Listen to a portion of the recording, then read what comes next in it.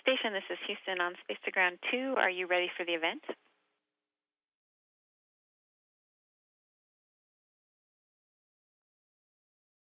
Houston, Station on 2. We're ready for the event.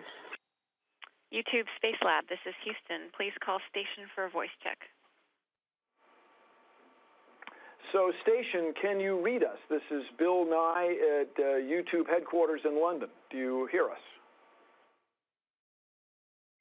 We got you loud and here on the International Space Station. How you doing, Bill Nye, the science guy? We're fabulous. You're looking great. It's very exciting.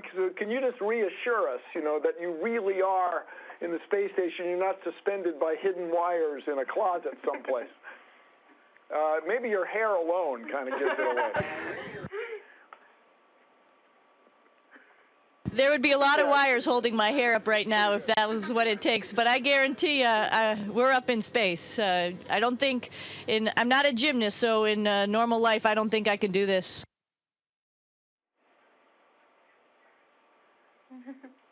Wow, very nice, very nice. Here I can do it. Here I can do it as a 10. In slow motion. That was very nice. Well, I really appreciate you taking time. Very nice. She stuck the landing. Very, very nice for taking time out of your schedule. You got a lot going on up there. I'd like to introduce you to a few people we have here back on Earth. We have the winners of the YouTube Space Lab competition. We have Dorothy and Sarah and Amr. Greetings, everybody. Greetings, greetings.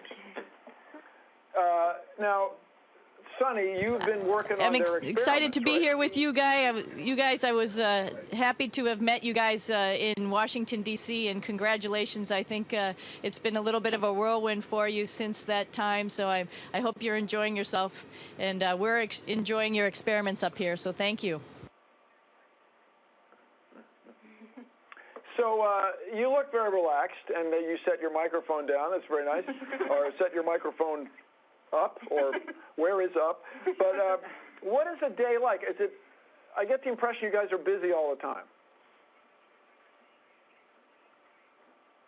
Well, every day is different, and we are busy all the time. We have a general working day, same time as you, GMT. But we usually get up around 6 and try to go to sleep around 10. But every day is different. We're doing science experiments. We're exercising. We're out doing spacewalks. We're doing robotic stuff. We just launched HTV, the Japanese module that was up here, left us yesterday. So it's one thing after another. Every day is a little bit different. It's awesome. Now, spacewalks, launching Japanese modules, making scientific discoveries, that's routine. But you have any other stuff you have to do, like the laundry and dishes and things like that? Well, luckily enough, most of our food is in containers, and then we throw it away. So we don't really have dishes up here. If you think about it, dishes aren't going to work up in space. So we just sort of eat our food out of different types of containers, so we don't have to do that. And there's not a lot of dirt up here, so your clothes don't get dirty for the most part. What sort of food do you get to eat up there? We have a wide variety of food, which is really great. Just in this in this little packet, I have beef fajitas, which we usually eat with tortillas because bread is a little crummy and then it makes a mess and gets in your hair and stuff. A lot of freeze-dried stuff, or dehydrated stuff, I should say. And we have a hydrator right above me. This is cauliflower and also spinach in here because my mom's probably watching and wants to know I'm eating my vegetables.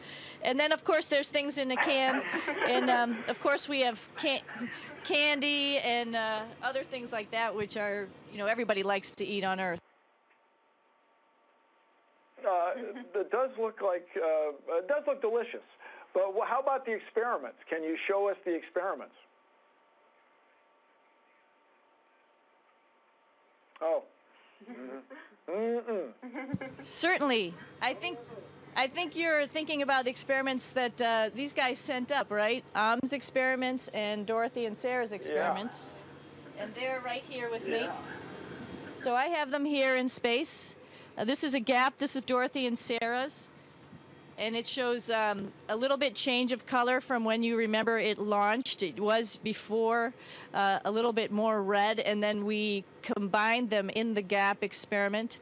And so now, obviously, with the dye, they've changed, which means there's definitely some indication of some growth. But we'll have to see how that goes when they get returned to Earth on SpaceX coming up at the end of October. So this is where there's a dye that changes with the acidity, and so as the bacteria metabolize, whoa! As they metabolize, it changes color. Yeah. Exactly. So you guys and have the a other question for her experiment, right now? which I think. Oh, sorry. The other experiment, which I think you guys want to take a look at, if we can get the camera to focus, is, of course, our little Nefertiti here. Let's see if she can get in focus. Hold on. Can you see her? She's she's in focus, yeah. I see a lot of dead She's a little flies. scary. I think she's been eating well.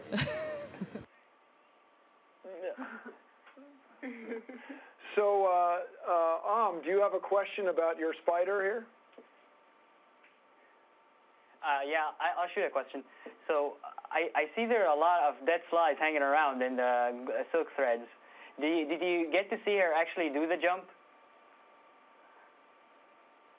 Oh yeah, you know, she was in the CGBA. I'm sorry, the in her habitat there, and then also in the locker where the payload folks were able to see her with the camera, and that's what this is contained right here. But every now and then, of course, I took her and Cleopatra out and fed them, you know, by opening the plungers and opening so more fruit flies would come out. And one day I was doing that. I had the light on like this because, as you know, they hunt in the daytime, and I wanted to take a look and see if I could see her. And my gosh, I saw her stalking a fruit fly, unbeknownst to that poor little fruit fly. And she was looking at it, and she was going real close, and all of a sudden she jumped right on her. So it was amazing. And so I think the spiders absolutely adapted to space. It was incredible to watch. Wow, I mean, I'm watching you. You're very impressed. That's very cool. So the spider's able to adapt just as you predicted on. So, Sarah, Dorothy, do you have a question for Sunny? Yeah. Hi, Sunny. Hi. So, we were wondering, can you see any differences in, like, how yellow each test tube is to show the levels, perhaps, that our bacteria has grown depending on the medium it's in? I'm sorry, can you repeat your question one more time?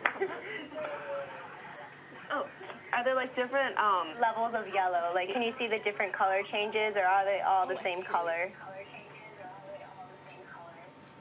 No, they're all different. Actually, this one I just randomly picked number 5. But they all have a slightly different color. This one is really nice and orange, but some are a lighter color and some are a darker color of red. So yeah, they all have a little bit different. So I was wondering about all the data points that you guys picked, because I was wondering why they were all the different colors. And I noticed it pretty much the first time I took them out and looked at them when I was taking the pictures, that they were definitely different ones, had different colors. So you're going to see some interesting results when you get these back. And right now we're keeping them at 4 degrees in this chamber, so it should maintain its, where it is until it gets back on the Earth for you. That sounds great. So that's what you guys predicted, yeah? Yeah. That's not bad, people. Yeah. Look at you. Both experiments came out pretty much the way you predicted. And Sunny, you are an extraordinary part of this, and we very much appreciate it. Thank you. Yeah, thank you so much. So it's not just that these guys here have been hoping to ask you questions, and thank you for answering, but we have some questions from their classmates in Michigan in the United States. Here we go. Hey, Dorothy and Sarah, and everyone in the studio. We're back here in Troy, Michigan, and we also have a question for Sunny the astronaut. Obviously, the Olympics were this summer, but we were wondering how international relations changed after we found out who got the gold medal. Very interesting question. We actually, we have a little bit delayed TV up here. If we get streaming video, it's called KU. And so during the Olympics, we would get KU and get all of the highlights of the Olympics at dinner time, which was great. As a group, we would gather around the table and watch the Olympics. And I thought it was more of a bonding experience between all of us as we were cheering for each other's teams. Like when Japan would win and when Russia would win, we'd all be like psyched for each other. And I think that's really good for international relations. It was not, on anything bad. It was more like we were supporting each other and, got to know each other's athletes through the knowledge of the other crewmate on board. So it was really fun. That's very good news. Very good news, because our next question comes from an Olympic gold medalist, the guy who, competing with spiders, was the long jumper who won, Greg Rutherford. Greg. Hi, Sonny. Greg Rutherford here. Just wanted to ask you a quick question. If our spider was my size, she could outjump me on Earth, but could she outjump me in space? Well, I think just by mass, I think you could probably outjump the spider. Yeah, good. That's good. It's good to know. Our next question comes from the flight director of the Mars Curiosity rover mission, Babak Ferdowsi, the Mohawk Man. Babak. Here at the Jet Propulsion Lab, we work on robotic missions. What we'd like to know is, how could we further improve robotic missions to help human exploration? That's, a really great question, because some people sometimes think that robotics and human spaceflight are a little bit, back and forth. There's some type of competition there. But I think robotics are awesome because they'll take the first step where we haven't had the technology developed quite yet for humans to go. And then the second thing they can do, once humans get there, they can take on repetitive tasks and do repetitive tasks such that the humans can take then the next step in exploration. So I think robotics and humans can step by step and leapfrog each other so we get further and further and understand more about our universe. So I think robotics and human spaceflight together are an awesome combination. That's fantastic. As the CEO of the Planetary Society, this is something we advocate. I'm delighted you feel that way, Sonny. It's great. Let's change the world. So this is good, but we've got tons of questions from our live stream viewers from all over the world. So we're going to start with Pekka Ulala. What is the most beautiful thing you've seen in space? What is the biggest insight you've had, Sonny? Well, I tell you what really is humbling is when you look out the window and you see something like the aurora borealis, or the lights in the southern hemisphere. Also, it's just amazing because it really puts us in our place. That we're, the energy around us and in the universe is overwhelming and more than we can even imagine with our minds. And there's more and more for us to discover out there. And then, of course, looking at our planet, it's just pretty. I mean, it's blue, it's green, it's purple. The clouds are forming, the ice is forming. It is just spectacular.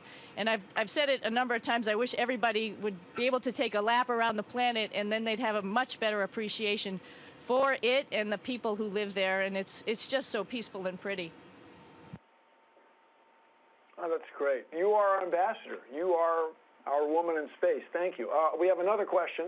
This one from Caden Kuchera. Does it ever bother you to be in such a small area, in such a confined space up there? Oh gosh, no. This place is great, and I was here when it was a little bit small and we only had 3 people, and now we have 6. But we have, over 10 modules, and, it goes different directions from the front of the spacecraft all the way back to the, the Russian segment back there.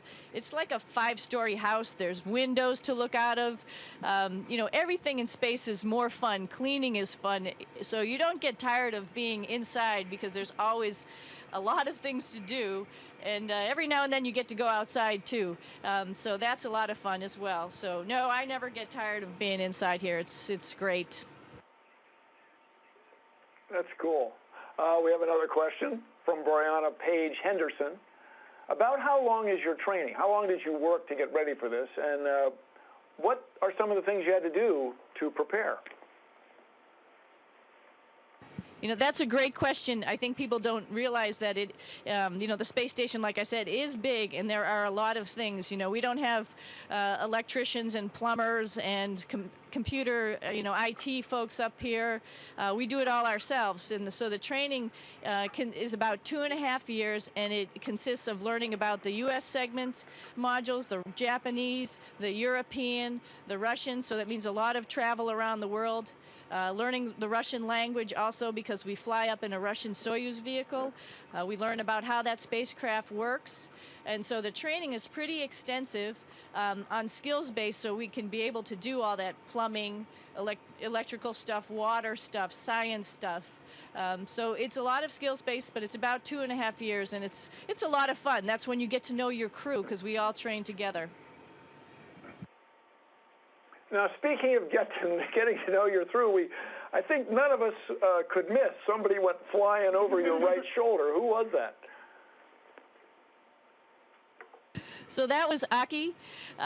You know, of course, he represents the Japanese Space Agency here. Him and myself and Yuri Malenchenko from the Russian Space Agency flew up on a Soyuz.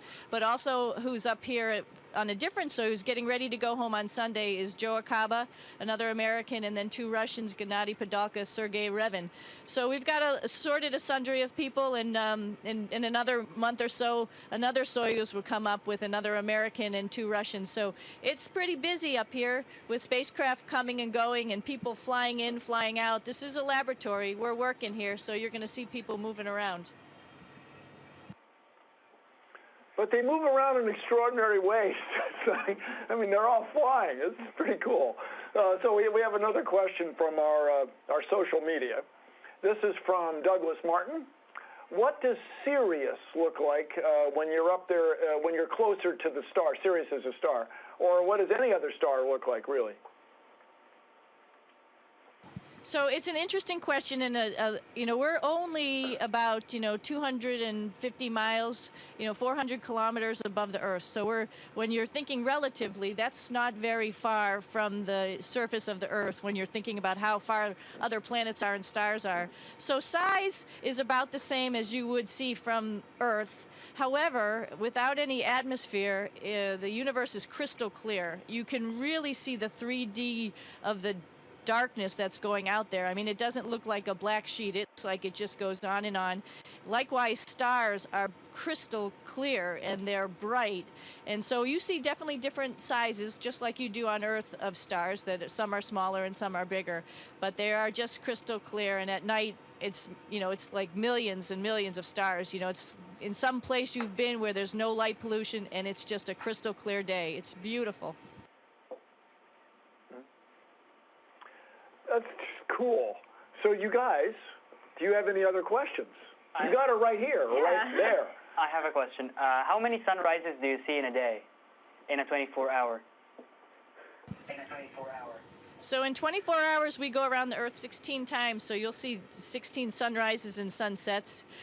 Here in the laboratory, we've got a window below us, but it's taking some really nice pictures, and so we have it covered up with a black cover, so the pictures will come out real well. The cupola is around the corner, and sometimes it's right where the gym is, and so when you're lifting and working out, you can see the sunrise and sunset right above you. But I tell you, when we're on a spacewalk, you can really tell the difference. The heating and cooling from the time when the sun is up and when the time that it's dark is unbelievable. Before the sun even shines on you, you can feel the heat start to generate around your body. So it's impressive, the vacuum of space, how much heating and cooling goes on out there and how much sun changes things. That's fantastic. And I remind you, it's not magic. It's science. That's pretty cool, Sonny. Thank you so much. I'm afraid we're about to lose you. Our satellites are going to lose touch with you. But do you have any final words for the winners, for Dorothy, Sarah, and Amr? Thank you so much. Well, of course, congratulations to you guys. Your experiments were awesome up here. I know that there were thousands of other wonderful participants in this contest, or this, I think, more of a gathering of scientific minds of our future. So thanks to everybody who participated. You guys all made the contest awesome. We're just honored to have been part of it. So thank you. Thank you, Sonny. That's just great. Thank you so much. We'll let you get back to work. Oh, wow. That was just wonderful, wasn't it? She's flying in space, you guys. Come on. Thanks, Mission Control. Thank you very much. We'll let you get back to work as well. I mean, how cool is that? Station, this is Houston ACR. Thank you. That concludes the event.